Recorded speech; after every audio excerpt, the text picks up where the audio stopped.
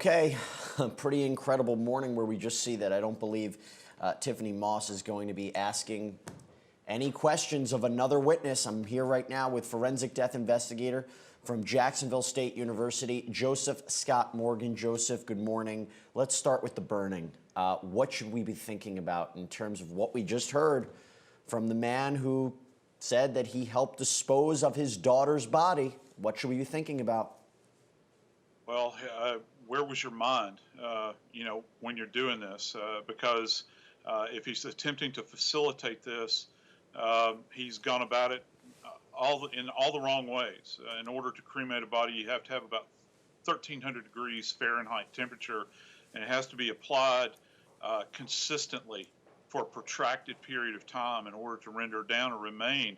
And there's no reason he would know that, but it sounds as though that he's reaching. And also, I got to say something here. I've been listening to this and listening to the weight of this that this poor little angel was carrying in her last days. She's at 32 pounds roughly. Not many, I don't know if people know this or not, but standard 10-year-old girl on average, they weigh about 70 pounds. That gives you some context for how diminished she was over this period of time. The DA was asking, did you note any bed sores on her? Well, if she's in stasis, which means just kind of held in that position, she probably would have been. But what's going to be fascinating is to have the forensic pathologist put to frame all of this and talk about what they have seen at autopsy and under close examination. Sure, we believe that forensic pathologists may testify today, maybe tomorrow. We believe the state is going to be wrapping up their case. Sick case. And what we're trying to understand is what should we be thinking about? And one of the things to note, we all thought that Tiffany Moss, the defendant herself, who's not objected to anything in court, has not cross-examined any witness, waived her right for an opening statement. We thought maybe she would cross-examine her husband, but she did not. Now, Joseph, I want to talk now about the starvation. So again, this woman is accused of starving her stepdaughter to death. What should we be thinking about in terms of that manner of death? How do we contextualize starvation of a 10-year-old girl? It's diminishment, it's deprivation of just basic sustenance to get by on. And I heard you guys talking earlier about could this be considered torture? And I have to say, I think that there is a base argument to be made that it is almost a passive form of torture. You can have kind of this active idea where, you've got people chained up and you're beating them and all this sort of thing. But deprivation can be utilized as torture. And I think that they can make that argument. She would have been held over a protracted period of time. It takes a while to get in the condition that this little girl was in, Jesse, where you have this wasting that's going on. She would have been craving not just food, but probably hydration. And in addition to this, she would have been experiencing things like seizures. Just gut-wrenching seizures over this period of time with this wasting. We've talked about this before, unfortunately, in other cases, where you get to the point in this kind of arc of starvation where the body literally begins to digest itself just to kind of sustain. So you're using up all of your fat stores. So I think that argument can be made. Now, whether or not they'll be able to do it effectively, and it'll be something that would stand up under appeal, as far as the death penalty case goes, I don't know. Well, Joseph, the other thing to consider, too, is she was 10 years old. That's that kind of age where she's still dependent on her father and mother to get food. I mean, it's not at an age where you can start cooking for yourself and making food for yourself. Maybe here and there, but 10 years old, that's the thing, too, to remember, right? Yeah, it is. It's certainly something to remember, that she has to have someone that is going to take care of her daily, just to make sure that she's meeting her basic needs as far as bathing, clothing, Maslow's hierarchy here. We're talking about basic human needs, and are they being met? She has a certain ability to take care of herself, but can she go out and buy groceries? Can she prepare them? Can she feed herself? Would she even know what's nutritionally viable Right. for her, particularly during this formative time in her life? So it's a tough hill to climb. The thing that I don't understand, and maybe you can make sense of it, why would Iman Moss let his daughter die? Why, after time after time after time, he sees this abuse, he didn't step in? I mean, in cases you've covered with child abuse, and there's two parents. Here again, this Tiffany Moss is the stepmother. He was so quick to protect Tiffany over Imani. Yeah, I hate to I hate to frame this guy as a victim, but here I go. In the study of victimology, from a criminology standpoint, they have this idea of asymmetry in relationships where you have a dominant partner that kind of dictates what's going to go in the household. It would seem that she had potentially leveraged him. There were a couple of times that prosecution alluded to this idea that he was going to lose his children as a result of this activity that he was involved in concerning this poor little girl. They're gonna take everything away from you that you have. This guy's out there working two jobs. This woman's at home. She doesn't like this child. She has effectively got him leveraged at this point in time. So, I don't know if that necessarily, you would think that just kind of primal survival would kick in. I'm going to do whatever it takes to protect my child, damn torpedoes. But that it never clicked with this guy for some reason. Let me ask you this, though. What do you make of his psychology? We have about a minute or so. His psychology of disposing of his daughter's body. I mean, he knows she's dead, and he goes to his second job. Yeah, that kind of left me scratching my head a bit. He knows that the child is deceased at home. He's borne witness to it. He actually alluded to this and stated that he knew what a dead body looked like. He's been able to confirm this. Now he gets back home and they begin to talk about, well, what are we going to do to dispose of the remains? And that in and of itself is just this striking narrative that they're painting relative to the relationship that these two people had. Glaring, absolutely glaring as to this weird life that they lived. You also talk about striking. It was just striking seeing the defendant watching her husband being escorted back to prison. He's currently serving a life in prison sentence without the possibility of parole for his involvement in what ultimately happened to his daughter. It is just a difficult case any which way you slice it. All right, let's break some of this down right now. Joining me back again is forensic death investigator from Jacksonville State University, Joseph Scott Morgan. Joseph, we're learning more about the condition of the body from Iman Moss, but what do you make of it? Well, what was kind of striking is he was so passé when he was talking about rigor mortis relative to his own child's body. Striking, isn't it?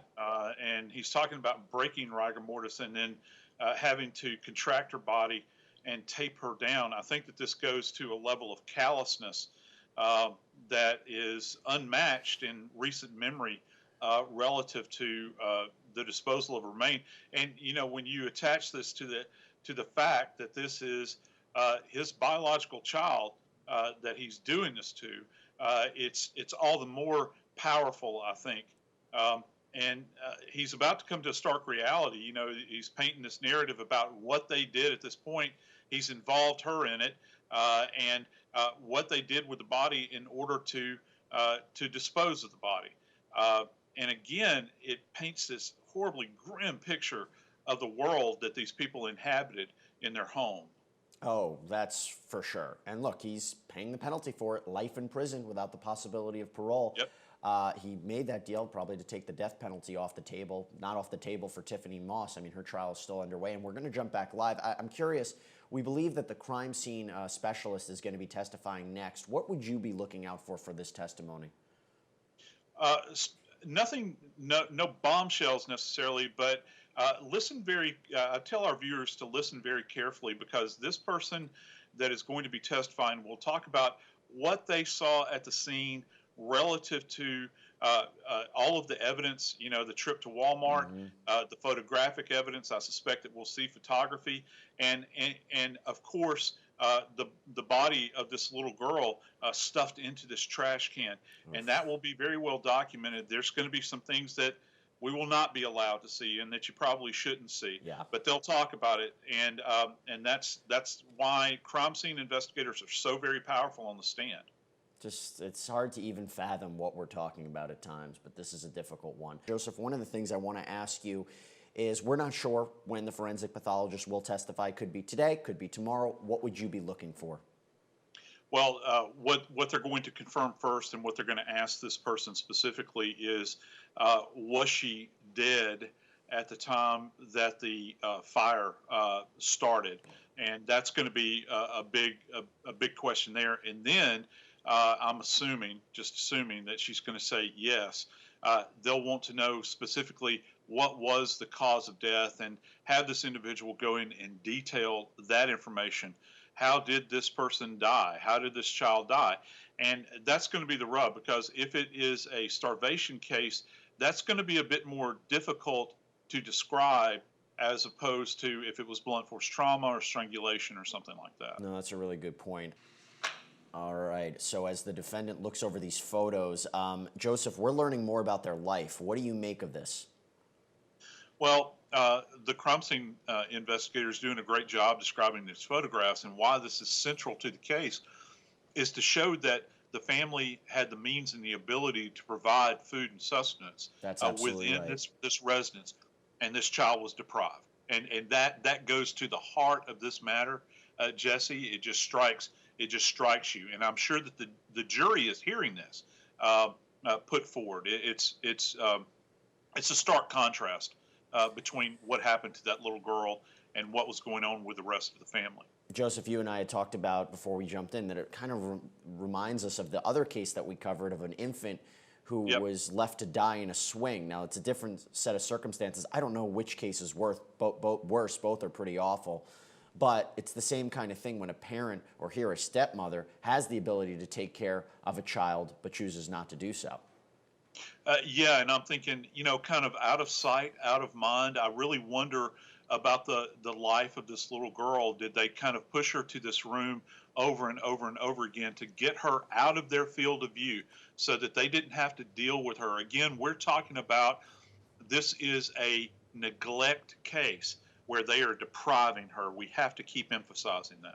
These photos, I don't think we're going to have an opportunity to see them. I'm not sure what level the jury will see them. I'm sure they will. How does that affect a case like this? Because we're talking about the body of a girl who was starved to death and was burned. Well, I think going back to what we said a few moments earlier, it will be a stark contrast, Jesse, when they see, which I have seen, the images from the case regarding this little girl's body.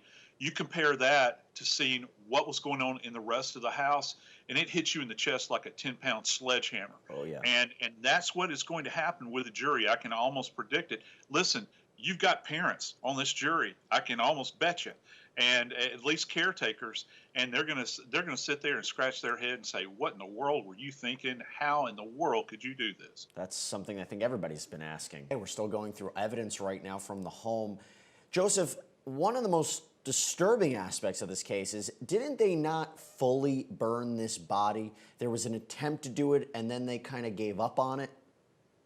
Yeah, it was a partial incineration, and even the father, if we remember, he admitted that he saw that this wasn't going anywhere, that he was insufficient to the task, the tools that he had were insufficient to the task, what he had purchased to do this job. And I guess that most people, I've worked a number of cases where people have attempted to burn bodies over the years. Most of the time it meets with little or no success to render a body completely down. And this is certainly not the time or the location to be able to facilitate this. Yeah, and then he called 911, then admitted what he did. He pled guilty. He's now serving life in prison without the possibility of parole. Joseph, we have about 30 seconds left. Final thoughts about this case? I think that that the prosecution and the witnesses thus far have done, particularly this witness that we're watching right now, has done a great job honoring the memory of the decedent. And so many times in criminal trials, one of the biggest problems is that it's all about the person that's being prosecuted. We always forget the victim. Sure. And in this particular case, she screams out from the grave, I think, and that's what's so striking about this. Yep, we're learning about her history, her past, what happened, and trying to provide some context. Joseph Scott Morgan, thank you so much. I will be signing off. Judge Ashley Wilcott is up next. Stay tuned.